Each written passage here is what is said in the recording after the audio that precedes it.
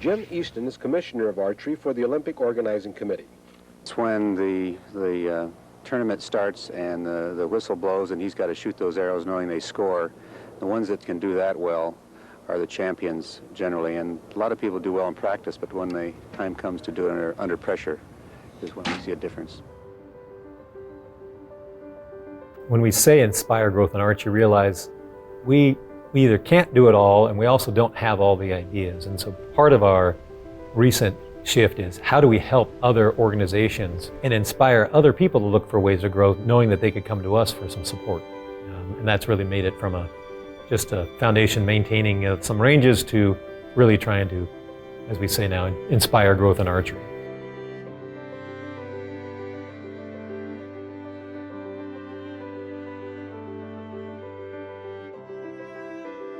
My earliest memory of kind of the company and started thinking about what they were doing was probably in like elementary school or even junior high. There was I think we were playing baseball, and I remember kids asking, "Hey, can we get some equipment?" This was the baseball company. "Can we get some bats and stuff for the team?"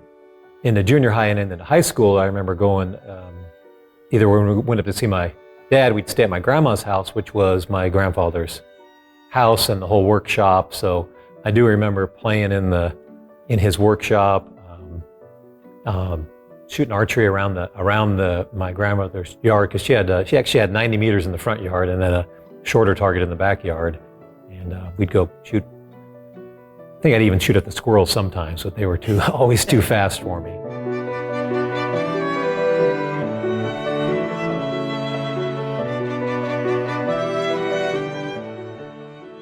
Getting involved with the business was obviously an interesting part of my life.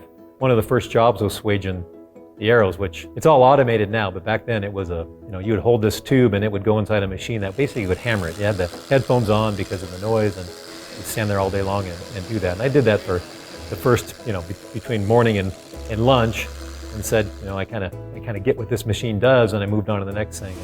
I don't know that I can say I learned all the jobs, but really learned, really how we made stuff, through the factory, what was important, how important our machinery was, and the stuff that my grandfather had developed and my dad had developed as far as being able to make these products, get me a better understanding of what we, really what we're able to do. I think almost to the person that I've ever toured in the aluminum factory, when you get done, will say, I had no idea it was that hard. Because you look at it, it's just a tube, right? How hard is it to make an aluminum tube? Not hard. How hard is it to make a good quality arrow? Very hard. When I see something that's either a problem or kind of inefficient or doesn't work very well, I think, how can I fix that? How can I make it better? When I even do stuff around a project around my house, I'm like, okay, how can I do this or solve it, and can I get it done in 5 minutes rather than 25 minutes? So they're taking short tubes and making long tubes. Really hard to make a match dozen set of wooden arrows, and if you start everything and break two along the way, you kind of start over, because you got to start with the same wood blanks that have a potential to be matched when they're done. So I think how hard it was to make them, and then how inefficient it was in achieving the goal, which is hit the middle, really drove him to try steel and all kinds of different materials, until found out that aluminum could work, but it really needed some extra processing that is not in the metallurgic books to make an arrow that will stay straight. You can see the taper grind that's been put on there, and then you can see how straight they are. I used to actually, when I was running the Easton factory itself, I always thought we had a bit of a challenge helping the employees connect with what they were making, because especially back in those days, everything left, it wasn't even fletched, so it's literally just a tube. Where I thought, well, the folks over at Hoyt, they can see what their product is because it's finished when it leaves the shop. So I would spend time when I'm talking to the factory or having a all hands meeting or something, and say, just kind of remind everybody, we help make dreams come true. We literally help someone who might shoot their first 10 at an archery range somewhere, someone who might need to or want to put food on the table for their families, literally feed their families, all the way up to someone who, might take a trophy animal sometime in their life, something they've always wanted to do, and then sort of the ultimate, or at least the competitive, accurate ultimate would be the win a gold medal in the Olympics with an arrow we make right here in Salt Lake City. So I think when I watch those archers, yeah, it's a proud moment, and one that we try not to take for granted. And there's always being the number one. There's always somebody chasing you. So we try to, hey, how can we keep making them better and helping the archers do their best.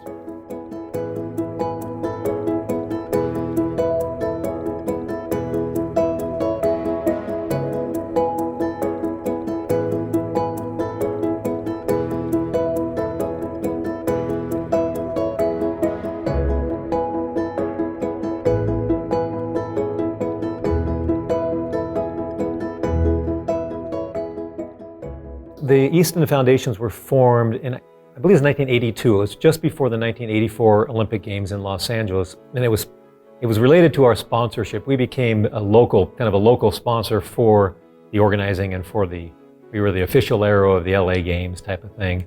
My dad was doing a lot of work with actually he took 2 years off of the company and it was volunteer work at the Olympics, working for his good friend Peter Uberoth. So they were running the games. My dad was running the archery venue, then the UCLA Village, and he was also head of technology, so he ended up having 3 volunteer jobs.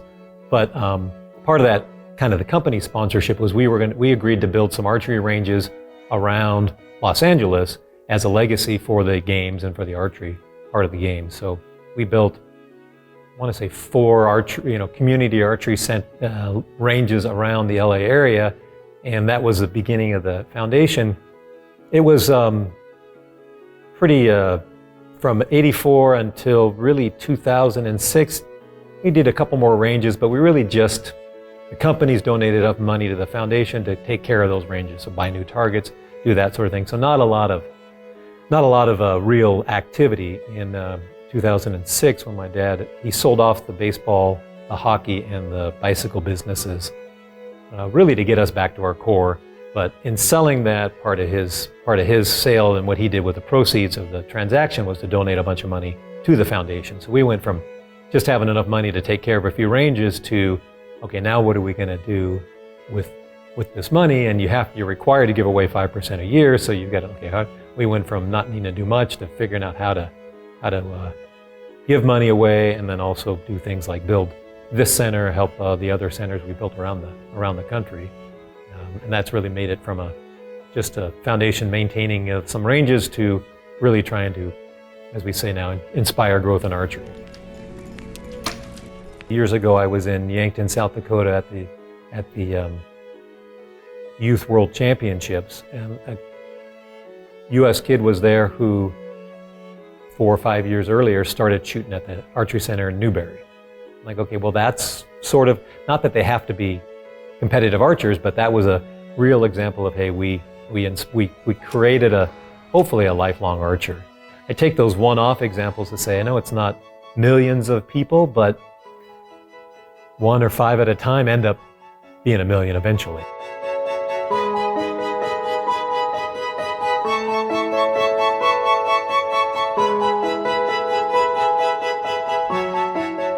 I believe we were in, again, Yankton, but this time at the World Championships recently in the World Archery Congress, and we were talking to Rob and Carol about what they're doing and just kind of how we can work together with your archery center and what's going on there. And they started talking about their matching, or I think it began as a roundup program of people buying on their website can round up, and then it gets contributed to the Lancaster Foundation. And so we said, that's a great program. Maybe we can figure out a way. What if we did a matching? What if somebody, if they rounded up, or they did more than round up, they said we want to donate $5 or $10, that my foundation also put in the $10. So we doubled someone's contribution in order to have a bigger impact that would go to the Lancaster Foundation, and then they would use it and they're targeting really a lot of youth programs, youth activities, and said, hey, that's kind of a win-win for both of us. It helps me inspire some other growth. Maybe somebody out there who's buying their archery products says, yeah, I want to help a little bit too, and they put $5, $10, or $500, whatever it is, we'll match it. through the month of September.